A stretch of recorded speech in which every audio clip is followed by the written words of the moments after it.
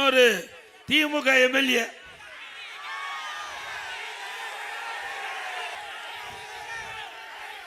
அவரு எல்லாம் பணத்தை திருடுவாங்க, நகையை திருடுவாங்க, கிட்னி திருடுறாங்க. உங்க ஊர் தாங்க, எல்லாம் உஷாரா இருங்க.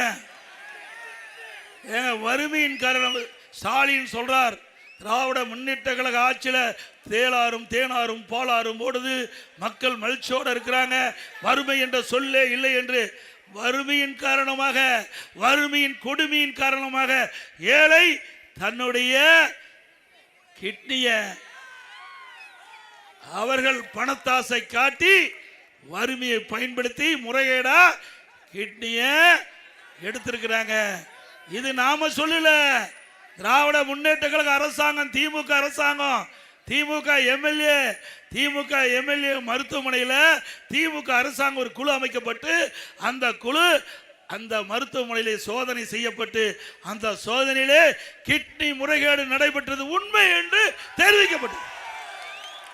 அதன் அடிப்படையில் அந்த புரோக்கர்லாம் கைது பண்ணிட்டாங்க. ஆனா மருத்துவமனையுடைய உரிமையாளர் கைது பண்ணாங்களா?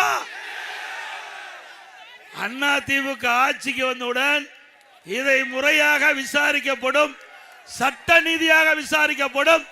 இதில் தவறு நடக்கும் பட்சத்தில் எவ்வளவு பெரிய ஆளா இருந்தாலும் அவர் மீது உரிய நடவடிக்கை எடுக்கப்படும்.